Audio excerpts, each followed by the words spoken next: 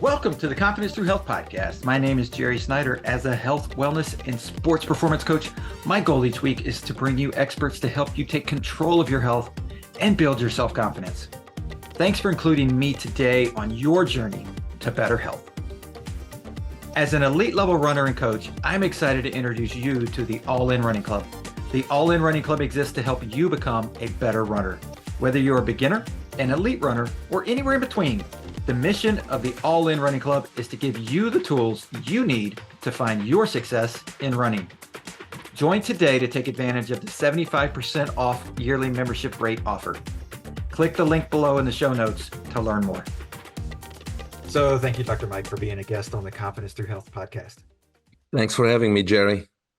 So like I was telling you before we recorded, I am excited to talk to you because I think a lot of people miss out on, they want to be successful, they want to be productive, and they can't figure out how to get there. And a lot of it is whether it's health issues that they're not addressing, or nutrition, they don't know how to take care of themselves, or they're not active enough, or there's so much going on in the world, right?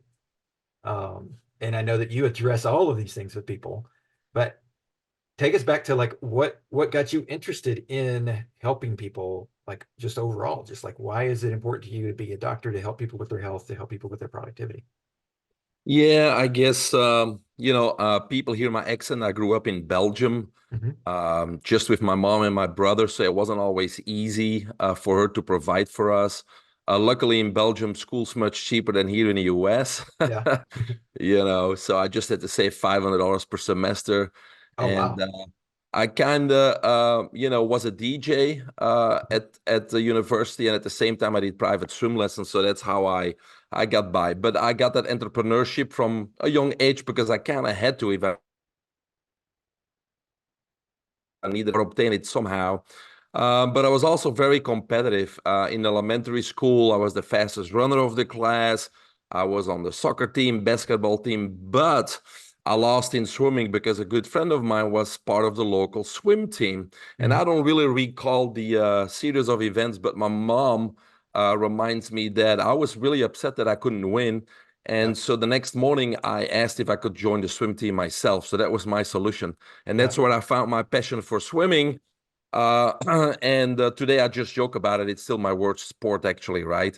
So anyways, I think the way I got into health is because I went to the University of Brussels. I did physical education for 4 years, which was a lot of fun, but what are you going to do with that professionally, really? Right. So then I decided to go into physical therapy, and that's how I was able to come to the United States legally here in 1997. I think from that moment on, I really got interested in helping people. Initially, I was kind of within the conventional medicine model, right? But I ended up working for a physical therapist, and they were also doing acupuncture and Chinese herbs and all kinds of other stuff at that same clinic. So I saw that the combination of those things got better results, and that's when I decided to get my license in acupuncture, doctor of oriental medicine, and I started treating patients myself. And after another 1,000 patients, I think I got pretty frustrated because, yes, these quote unquote complementary or alternative therapies are indeed less invasive than conventional medicine, meaning drugs, injections, and surgeries, but I didn't really get the long lasting results I was hoping for either. So that's when I decided I had to go back to basics. And I got my Ph.D. in holistic nutrition. And at the same time, I was really looking for the solution in Mother Nature. So I started looking at animals in the wild. What do they do? And many times I'll tell people that should be your second consultation. First one with the doctor, second one, ask yourself, what do animals in the wild do? And usually the truth lies right there. When it comes to what to drink, what to eat, how many times to eat, should we wear clothes? Should we do this? Should we do that? And the answer is always in Mother Nature. So after those two things, I really got very confident in helping anybody with their health issues or their performance issues. So right now I have people that I help with cancer, Parkinson's, lupus, rheumatoid arthritis, all the way to top athletes. And basically we all have the same human body, right? So I categorize people in 3 categories. Number one, we need to regain control of our health. And that's most people, unfortunately, because they're in pain. they're Right. overweight, or they're diagnosed with a disease. So we're below normal. So I got to bring them Right. back to quote unquote normal. Step number two, we need to optimize health. So now we're going to incorporate lifestyle modification so we can become vital and fit and energetic, which we call optimal health. And then step number three, once we're in optimal health, that would be the ideal foundation for biohacking, meaning objectively reversing our biological age. So I take on anybody, put them in a category and move them through those three steps. Right. When it comes to health, when it comes to performance, it's basically I help people, even runners, heavyweight boxing champions, NFL players, or even entrepreneurs. I may not know their business, but I maximize their performance to self-optimization. So I teach them how to upgrade their body, their mind, and their life, getting organized and things like this. And that's how they then get to that next level. So, and that's like, and I totally agree with you because it's if you can figure it out with your health, you can put that into so many other parts of life, right? Finances, occupation, um, parenting, like it's because it really is that step-by-step process of, okay, well, there's a problem, find the solution, you move up the level, and there's going to be more problems. There's always more Yeah, problems, right? exactly. And so it's like you can just sit and wallow in the fact that you're in problems, or you can say, okay, well, let's deal with these and get ready for the next ones. And Yeah. so when you're looking at biohacking, right? Like and so is it something, I think a lot of people are familiar with this term now, but when you're looking at biohacking, is it something that you said, you're trying to move people through? Can anybody do biohacking, or do you need to first get to a spot where you're like, okay, now I can do it? Yeah, well, if you don't have the foundations in place, you're not going to respond, right? So if you're overweight, if you are battling a disease, and we're going to implement a biohacking strategy or a technology, your body's not going to respond to that because it's still putting out fires, right? Right. So really, based on where you are, we need to get you back to normal, get rid of any pain, get rid of any diagnosis, get the rheumatoid arthritis under control, or get rid of that cancer. Only then can we optimize health and start biohacking. So, in order to be effective and get the maximum benefits, yes, we need to move through those phases. Okay. So it's and I would imagine that's why a lot of people are promoting different biohacking things on social media, and so people see things and they're like, oh, I'm going to try this, and it doesn't work, and then they get frustrated and they're Sure. like, oh, this Yeah. doesn't work. But it's not necessarily that didn't work. It's just It's you're not ready for it. you're not ready for it, right? Or maybe, and I've seen this too, where somebody says, oh, try this and it's going to work really well, but they don't tell you that, oh, but you're going to struggle for 2 weeks as you adjust to it. Oh, And, correct. Yes. because I mean, there's your yeah, we body live in has to adjust. Yeah, we live in a society of instant gratification, right? Mhm. So people are listening to their doctor and they're willing to go on a 12-day antibiotic routine. But if you give them a supplement, if it doesn't work after 3 days, it doesn't work and they stop taking it, right? So it's Right, like you need to give the body the time to adjust and make the necessary adaptations. Yeah. right. And the body can do that, right? Like it's Oh, not, yeah, it's easily. Only the body can do that, right? right. And I think that's where the fountain of youth comes in, right? Is like it's not necessarily some trick or something that you're looking for, a pill or you're looking for. It's more of, like you said, what's going on in nature? Like what does your body need right now? And if you address that, then you can reverse time. Yeah, there are no shortcuts, but if you lay a foundation, then everything's going to move in the right direction. And we Yeah. truly can today, not just the elite, but any person that implements these biohacking strategies can objectively reverse their biological age. And, the purpose here is that, we not only increase our chronological age, because I believe today anybody can easily become 100 years of age. Hmm. But that's not the point, right? Because if you're in a hospital from age 71 till 100, what's the point of those 30 Right. years? Really nothing. So it's Right. about quality of life. It's about lifespan. It's being able to enjoy life and find fulfillment in life. And so it's not about getting to 100. What it is about is getting to 100 and be able to do the things a 40, 50-year-old does. In other words, Right. travel, enjoy your family, still play that 18 holes of golf or whatever it may be that you enjoy. And that's what it's about. And Yeah. so we are talking about biological age. How old is our biology?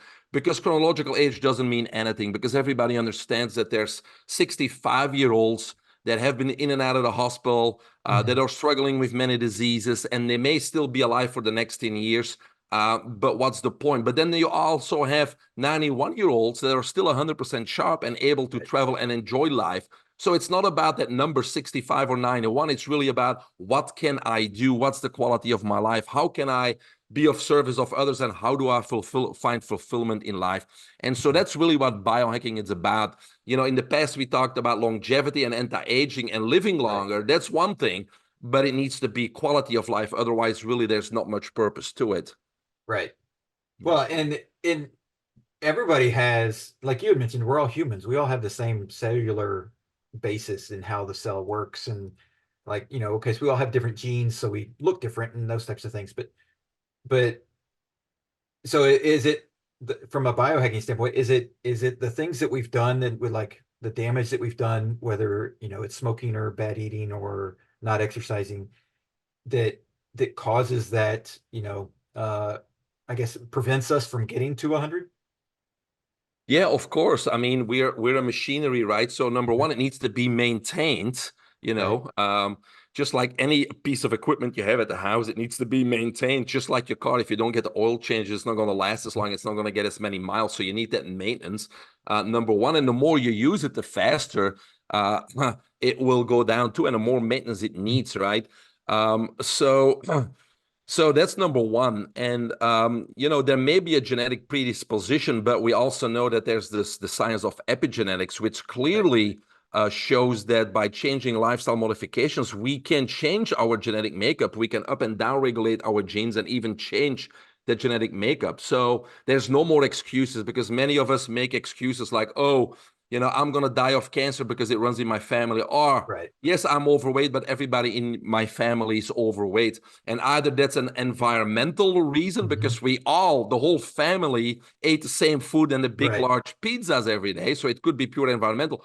Or there could be a genetic predisposition, but that doesn't mean that you can change that genetic predisposition for yourself in the next 7 generations. Right. And it really is then becoming like, who's going to break the cycle? Right. Because there's not really anybody, at least in the US, there's very few people that are breaking the cycle for their families, because we're seeing obesity increase. All the diseases are increasing. And so while the word's getting out, nobody's really acting on it at a level that they need to. And so what's the missing piece, like mentally, that we need to say, okay, this is how we're going to get, because athletes do it all the time, right? Athletes know how to turn it on, and I'm going to perform at my best today. Boom, I did it. Yeah. Yeah, no, I think, of course, it's, as long as there's nothing really, really wrong with you, then you think you're gonna just be invincible, right? But we know that more than 80% of die of unnatural causes, in other words, diseases, and prematurely die because of it. So only 20% of us die unnatural or less die of natural causes, which means just aging, right? Right. So, but we all think we're going to be part of that 20%, but it means that 80% of us is wrong, right? Yeah. Yeah. So that's number one. Number two, most people also don't realize that aging is not linear, it's exponential, right? And you know that because between the ages of 20 and 30, not much changes. You're still this strong bunk that can do anything you want without really paying too much, straight afterwards. But when you get your 40 and 50 and 50 and 60, you really start noticing that, it's not a linear process, but it's an exponential process, right? Things, the degradation. So if you want to counteract that, you also need to do that exponentially. And so that's where we usually lose the battle, that we continue to do the same, even if you're healthy, if you continue to do the same things when you're in your 30s versus in your 60s, it's not going to be enough, because again, everything's exponentially. So you got to counteract that exponentially too. So I think that's the second point to make. And I think the third one is that most of us don't realize that, every decade, we are exposed to more and more toxins in our environment. So it is much harder today to stay healthy than it was 5 years ago, 10 years ago, 15 years ago, 20 years ago. It is. And in the next 5 years, with the 5G and everything else, all the technology and everything that's coming to us, And again, the foods that are becoming less and less natural, we know that they're now making meat that's not even meat, right? Yep. So with all that going on, we also need to realize we need to do a lot more to stay disease-free. Yeah. And usually the way I explain it to my clients is that I believe that there's only one cause of all disease, and it's called toxemia. Toxemia literally means toxins in the blood, but in a little bit more detail, what it means is that as part of daily living, as part of our daily limits, but in a healthy organism, those toxins are eliminated by what? The bowels, the kidneys, the skin, etc. So no harm is done. Yeah. However, if we take in or are exposed to far more toxins than the body possibly can eliminate, then we have an accumulation of toxins in the body and in the blood, and that's what we call toxemia. Now, research shows clearly that there's two things happening when there's these excess toxins floating around because we can't keep up with elimination. Number one, these toxins steal electrons from healthy atoms, which then become unstable, which we know as free radicals. And we all heard about free radicals and how they can cause a cascade of damage, even on a cellular and DNA level. But number two, even more important and easier to understand, is that these excess toxins are now causing what we call a state of emergency in the body constantly. And conventional medicine has a name for it. It's called systemic inflammation. And even conventional medicine now says and agrees that over 90% of all disease is directly correlated to the systemic inflammation, right?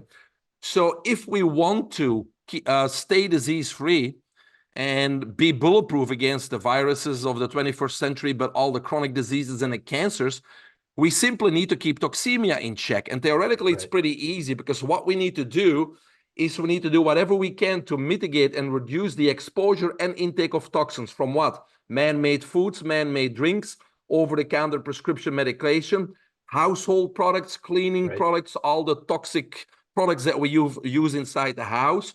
Then our cosmetic and beauty products, especially women that put all the chemicals in their hair and on their face. And then today, very underestimated, the electromagnetic radiation from all the electromagnetic frequencies, our Wi-Fi, our cell phones, our fluorescent light bulbs, our Bluetooth appliances, and the list goes on. And there's many things that we can do that don't cost any money to reduce and mitigate that.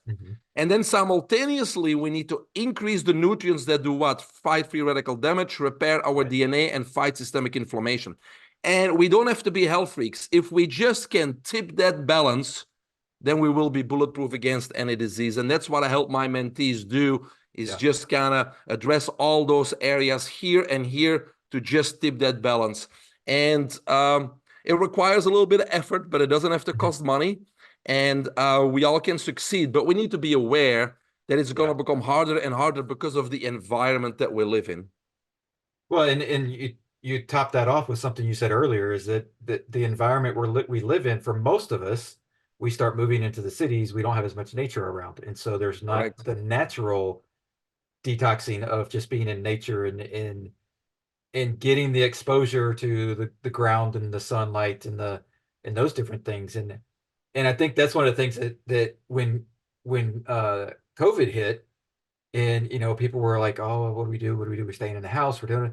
And I was like, I'm outside. Like, yeah, exactly. Okay, I'm not going to different places, but I'm outside, I'm in the sun. Like, I'm not just going to sit in my house and like have even less exposure to stuff.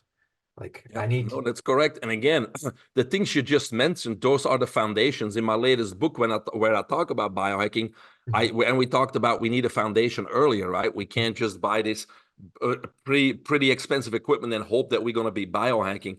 But these foundations include sunlight, and include upgrading your diet, and water and air, and what to do.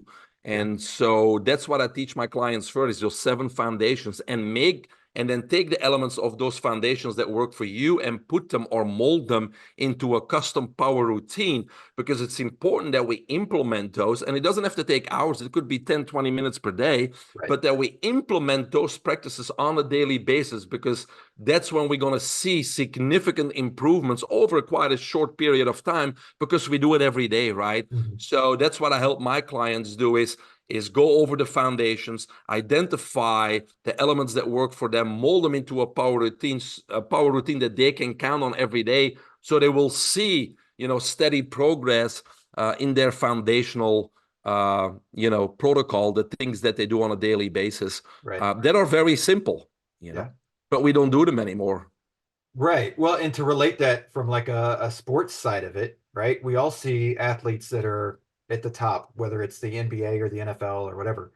And like we see them perform in the game.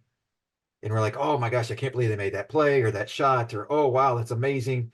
But what we don't see, unless we're a coach or we're really in athletics and we're studying it, is that that player like went and played, 3 hours of practice and took 2,000 shots every day, Yeah, right? It's exactly. not just like, and that's that same thing is like whether we don't necessarily have to take it for 3 hours, but if it's 10 minutes of a routine that you have to do it every day. Like it's because it's that Exactly. compounding effect that's gonna benefit you.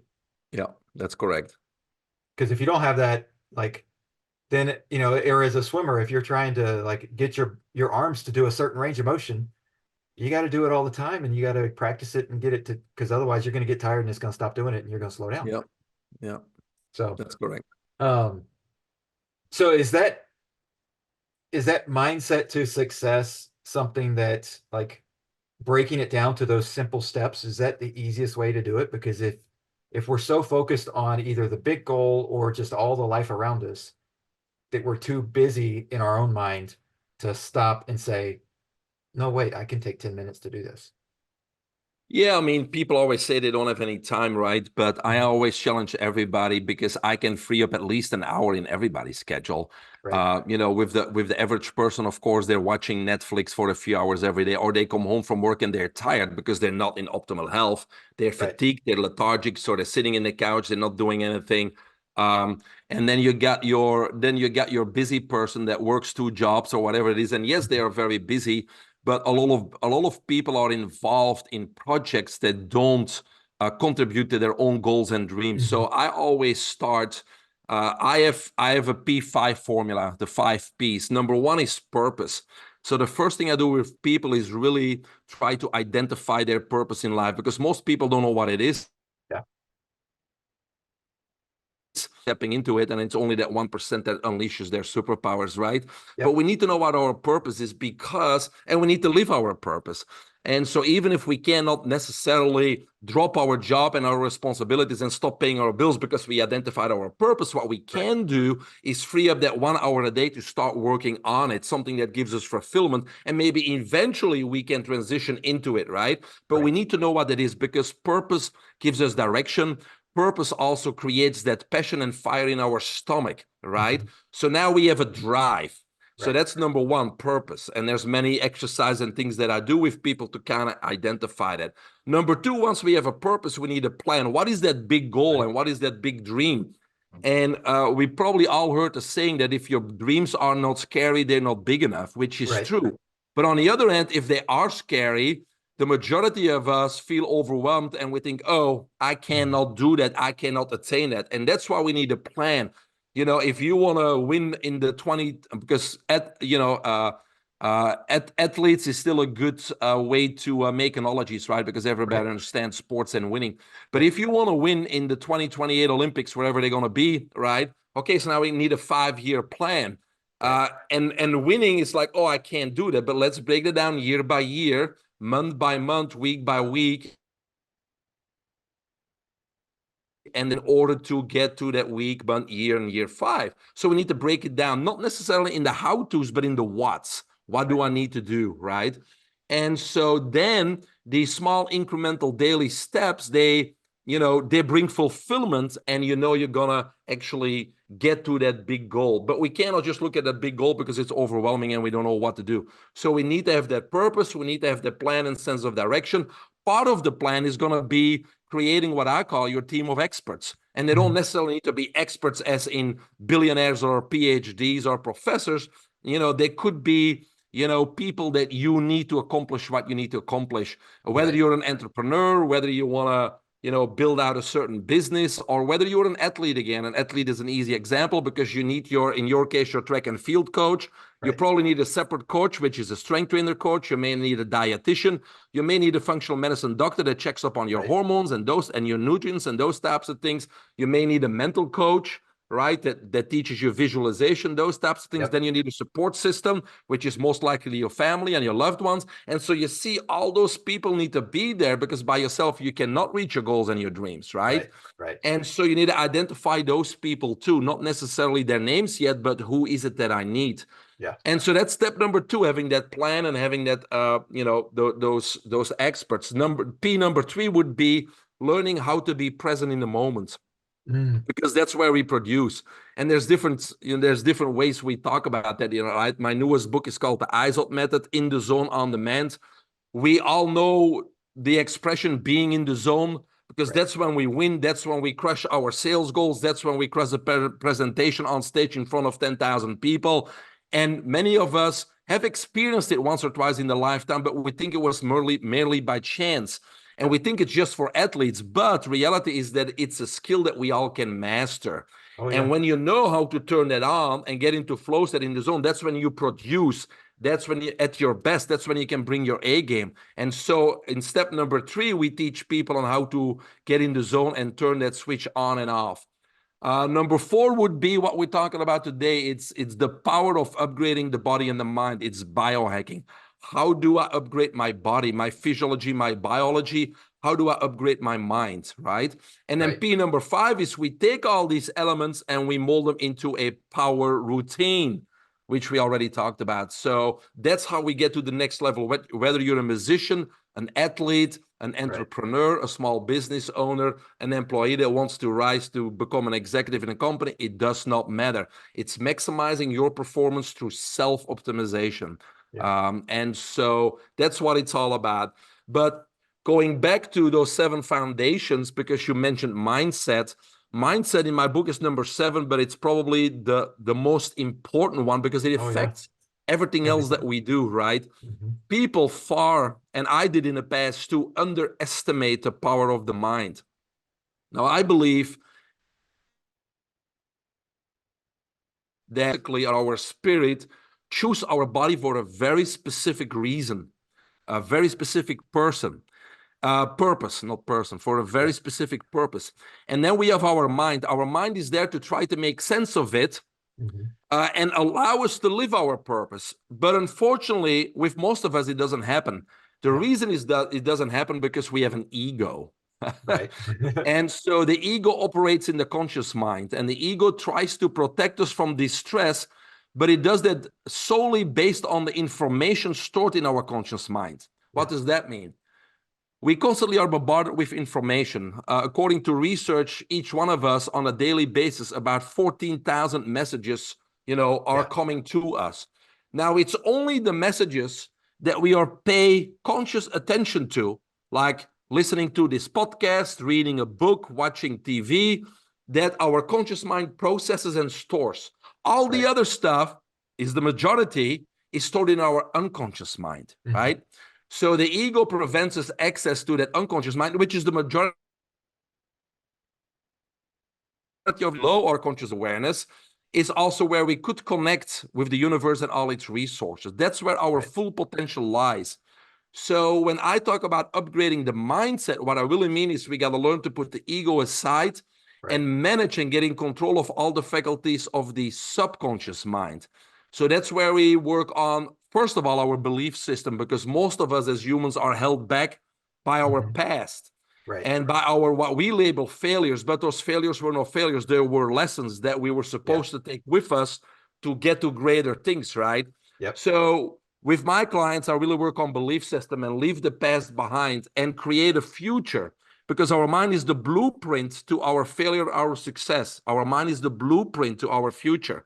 Our mind controls our body, controls disease, controls health, right? So you see how that mind's going to be very important, not just to overcome cancer and the labels that the doctors gave you and anything else, and be pulled forward by a future in which we overcome the cancer and live to be 100 and see our grandkids go up and do that hike that we always wanted to do, right? Mm-hmm. Or as an athlete, it's a future where we become a national champion and we get a second place in the trials and go to Olympic Games and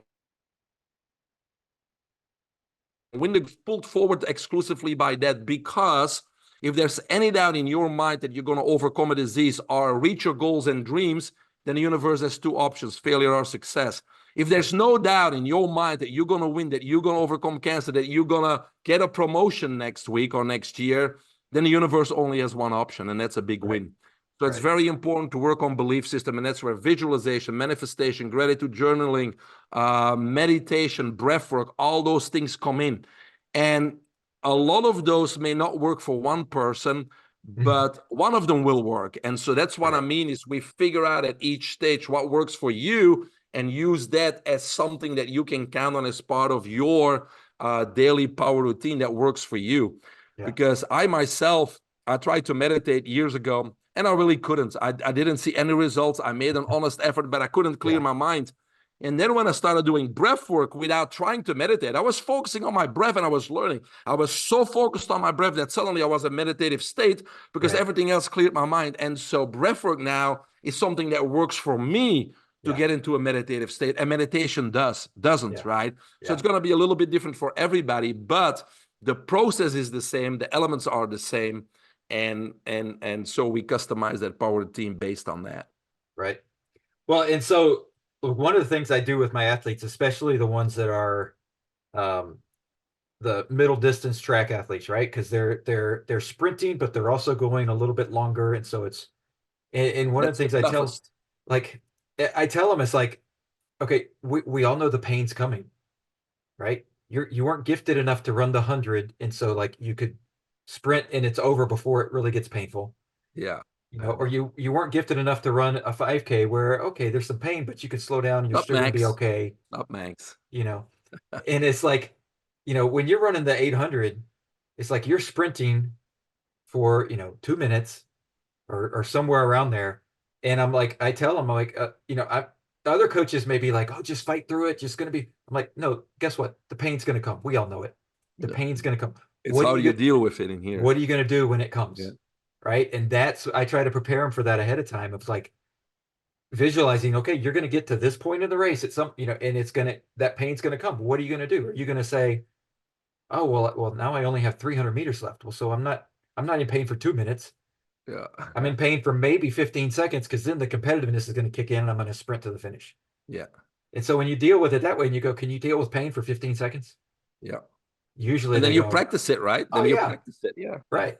You do it 100 times, 2,000 times. Yeah. I overcome it. Right. But it's the same thing when it comes to like, okay, well, I was offered a piece of cake when I know I'm not supposed to have it because I'm trying to do this or this with my nutrition. It's only 5 seconds. You gotta just say, no, I'm good. I'm not hungry. I have an appetite, but I'm not hungry. Right. And it's, if you don't practice that though, right, then it's, you potentially fall to the temptation of, okay, well, you know what? I'm stressed. I'm overwhelmed. I'm in this. I know it's going to give me a dopamine hit. Yep. It's going to take me to another place. And I'm going to feel great for 10 minutes. It's kind of the mental attitude of most people. It's like we don't have any self-discipline anymore. We don't have any self-control anymore. And that's what we need to practice because we're easily, succumb to the short-term pleasures and indulgences of life. Yeah. But by doing that, we're missing out on the great treasures of life, which is health, which is abundance, which is finding fulfillment. And so when you succumb to the short-term pleasures, you'll never find the real treasures. And so the question is, what do you want, right? Right. Yeah. And that's what I like when I look at it. And I've told people before, other guests on the spot, like my goal is to lift 140, not because I want to be, which may not be the oldest person living at that point with the different technology things and biohacking we have going on. But like, it's because imagine how many things I can see and experience in that lifetime if I'm healthy and able to travel, to just be around generations after me, like, and if I look back and go, okay, well, what was my life back when I was 10 years old to what it is now, like how much has that changed? Like I can't even imagine what's going to change in the future, Yeah. you know. But being around to see it and be active in it versus just okay, well I see it, but I'm like you were talking before, like I'm stuck in a hospital bed because I can't move and my faculties are gone, and but my heart and my brain don't know that it's time to just give up. Yeah. No, what you said, 140, I was just trying to remember which issue it was, but I believe it's the February issue of Time magazine in 2011. Mhm. The cover was Singularity, right? So they predict, and they predict pretty good Yeah. when it comes to math. They predict by 2045, which, yes, it's still 21 years away, but by 2045, we reach that singularity, which means is basically we there's no limit on how long we can live. And Right. so most people say we could live. At that time, we will have the capability to live to be 140, 142 is what they came Yep. up with, right? Yep. Calculation wise. So there you go. So it sounds crazy, but it's not, because again, technology also, goes exponentially, right? If you Right. can look at what we did technology wise in the last 1 to 2 decades versus the whole 20th century, Right. then you can see it's not linear, right? It's Yep. very exponentially. So Right. everything goes exponentially. Yep. Well, and taking care of yourself also, like, because then if you realize if you set a goal out there that's that far out there, like you have to realize, like I'm 49, so it's like when I set that goal Mhm. a couple of years ago, I was like, oh, I've still got almost 100 years if I'm going to hit that. It's Like, time. Yeah. okay, well, I can't do things like the normal 50-year-old, right? I can't do things like the normal 80-year-old. I've got to You can't even do things like the normal 20-year-old. It's Yeah. because the body's going to start deteriorating if I don't take care of it. And I've only got one. And so Yeah. yes, technology is going to allow for different things to happen as far as transplants in the future that are going to be easier to be done and be able to use your own genes to be able to create things. And that stuff's all happening. But the other side of that is, well, okay, well, that's an option. But like, if I don't have to do that, number one, you live a far better life if you don't get cut open, Yeah. right? Oh no, of And course, yes. And and is it going to be available to you? right, They're going to be right, available to afford it, those right. types of. So yes, That's we the other want to piece, prevent it, right?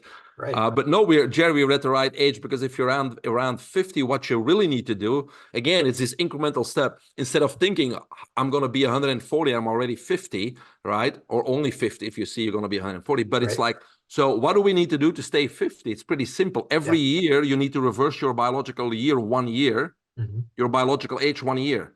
So every year you reverse your biological age by just 1 year. That way you stay 50, even if you're Right. 100 and 140, right? Right. Yeah. So we got to stay where we are biologically, right? From this Yep. moment on. Yeah. Yep. No, and I know that it's working what I'm doing because I'll go to the grocery store or somewhere and usually it's at the grocery store because people are at they'll the bagger or the checker is bagging my groceries and they're like, wow, most people don't eat like this. And I'm Yeah. like, yeah. And then they look at it and they're like, oh, when did you start doing this? And I'm like, oh, a few years back, when it was the early 40s. And they're like, wait a minute, what?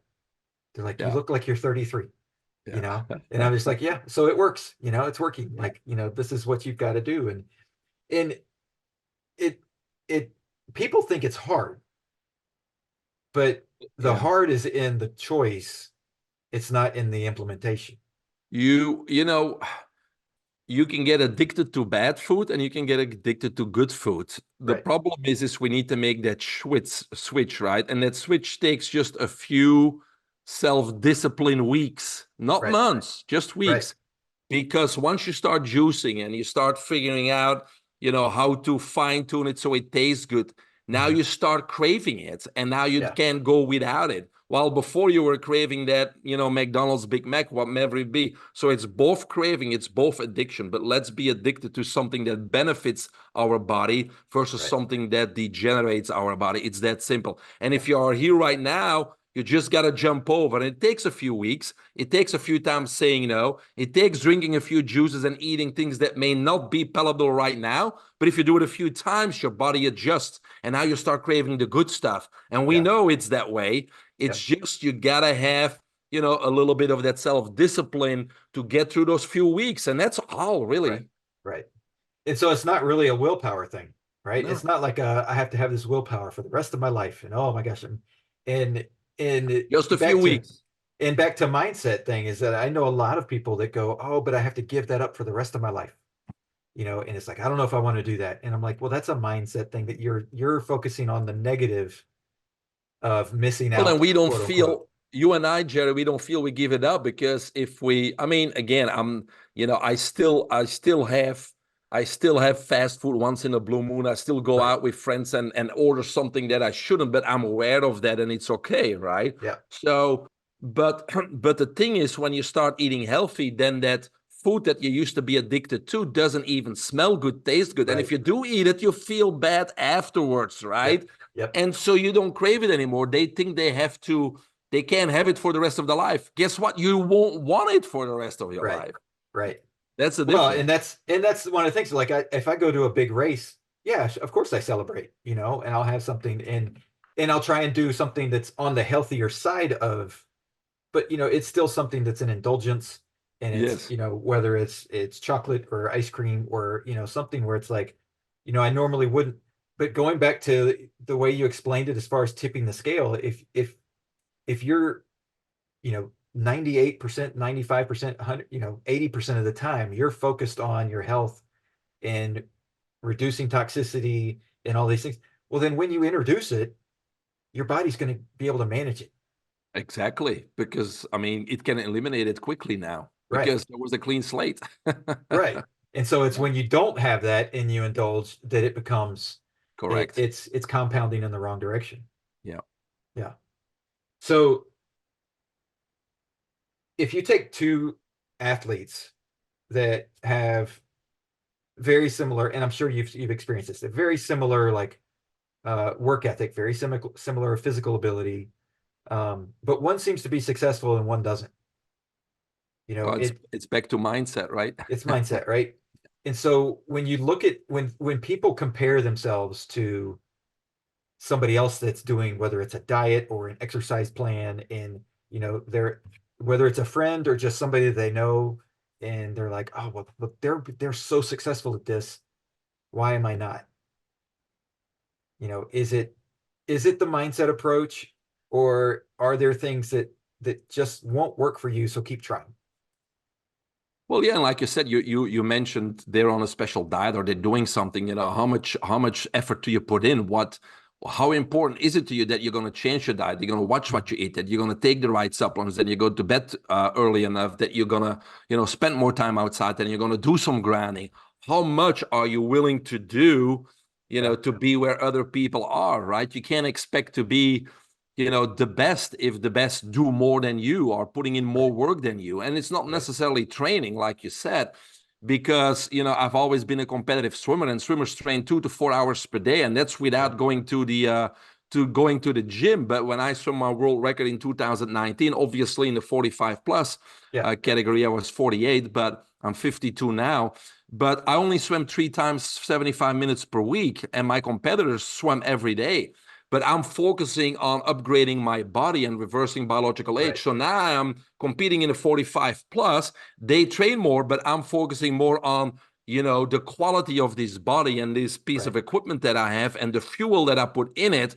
And so that's where I took my advantage, not necessarily Right. by training more, because again, more training is not always better, not just from an injury point of view, but your Yeah. body needs time to make the right adaptations to your training. Right. And if you don't allow it to do it, you don't get the full benefit of that training, right? Yeah. So overtraining is not good for many things, but the way you can get an advantage is to what I call self-optimization, right?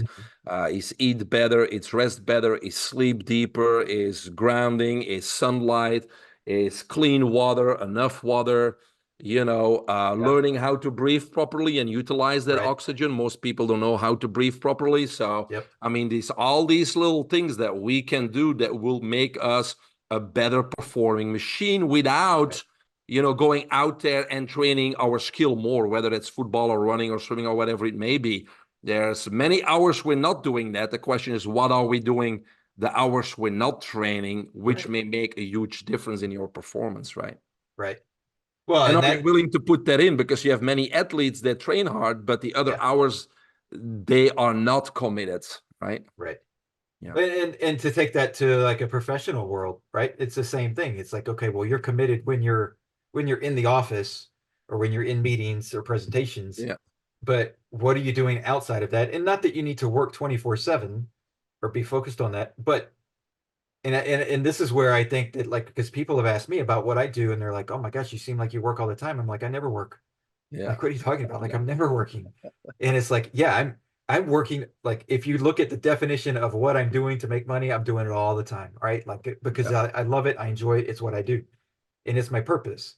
Yeah. And when you find that, yes, you go to work and you work your 9 to 5, but after work, it's not you're not filling yourself with that empty void of stuff that doesn't have anything to do with your purpose. You're Yeah. maybe you are watching Netflix, but you're watching documentaries about what you love to do and learning more, or you're reading books about what Which you is want to different, do, right? Yeah. and so it may be, you know, a similar entertainment style, but you're doing more internally. And I think when you study that, like it it affects your brain differently versus just like, I'm just watching this movie that has nothing to do with anything.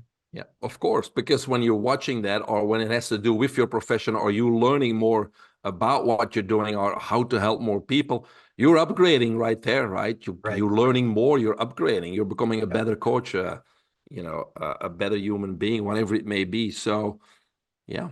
Yeah. Because that's one of the things that I know my athletes sometimes they're like, how do you, because I'll watch a track meet and everybody else is watching to see who's the fastest, and like, and watch the celebration and hear, and I'm watching and I'll like pause, like, okay, how did they come out of the blocks? How did they step Yeah. here? Like, what was their, and I'm looking at all the little details, because when you're, and I think it can translate to anything, but when if you're a speaker and you go to watch somebody else speak, okay, you're getting information from them and you're hearing a good speech, hopefully, and you're getting some motivation to do things and some nuggets to put into your Mhm. life. But you're also watching their stage presence and how they address the audience, and how much they move around, and all of those things, so that you can upgrade your next speech and become better, Yeah, right? correct. Yeah. And when we don't do that, and when we don't do that with our nutrition, right, then we're stagnant. Yeah, and again, even worse than stagnant, right? Because we know the toxicities keep on increasing. So Right. stagnation is digression, really. Yeah. Yeah. Yeah. So give us, how can people follow you? How can people get your, I know you've got multiple books. How can they get your information and find out more I'm about what not you're I'm not doing? a big social media presence, but you can find everything on my website, which is biohackingunlimited.com. All my books are there. You can schedule a 20-minute free Zoom call if you want to talk to me. What else? We have a Limitless Lab, which is an ongoing virtual 12-week course, which is the P5 program, basically, Right. where we get people through those 5 steps and help them customize a power routine. Yeah, so everything's at the website, Awesome. biohackingunlimited.com. Awesome. So I will link that in the show notes.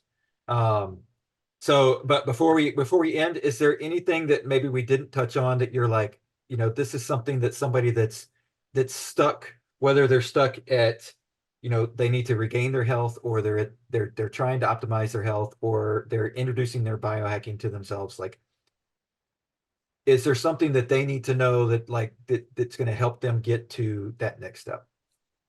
Yeah, I mean, there's many things, of course, but as a first step, really, we got to get them out of their comfort zone. And most Mhm. people, I mean, it's very confusing when you start, learning about biohacking, and it's really important you find a mentor, whether it's you, Jerry, or me, or anybody else, or the functional medicine doctor. Get somebody that can at least, get you into that right direction and makes you accountable. Right. Because you can figure it out yourself, but you may waste 10, 20 years. And guess what? We don't want to waste time, right? Right. We need to Right. start reversing now. So there's experts in this area. And so, just get your mentor, get your guidance. They know the pitfalls. They know where you are. They know where to start. They know what works, what doesn't work. They Right. can distinguish real things and strategies from gadgets that don't work. because Right. in any industry, we always have those gadgets. So we got to be a little bit careful. And so Yeah. I would think, like, if you're serious about, feeling good, finding fulfillment, feeling healthy, feeling energetic, living longer, having a quality of life, it's there to grasp. It's just a Yeah. decision away, really. Yeah. But to make it easier and knowing what you're doing and doing it productively and effectively, get yourself a coach like Jerry, myself, or many others out there that are here to help you. Yeah. Well, I gotta say, just in researching to get ready for this, like you're doing amazing things, and you're, in my opinion, you're on the right track for what's going on, and how to make success happen for you, right? In so many different ways of life, um, and as an entrepreneur that left the rat race and loves my life and like in amazing ways, is like it's there for people, like you said, if you get somebody that can help you and guide you through it. So thank you Yeah. for everything you're doing. No, thank you for your time, Jerry. It's Of course. teamwork. Yep, it is. So thanks a lot, Dr. Mike. You're welcome. Thanks for checking out the Confidence Through Health podcast. Please subscribe, post a review, share this episode with those you love who need a little extra help with their health journey. Visit allinhealthandwellness.com to learn more about the coaching programs that I provide. All episodes are produced by the Social Media Cowboys, your source for all online marketing needs. Go to socialmediacowboys.com for more information.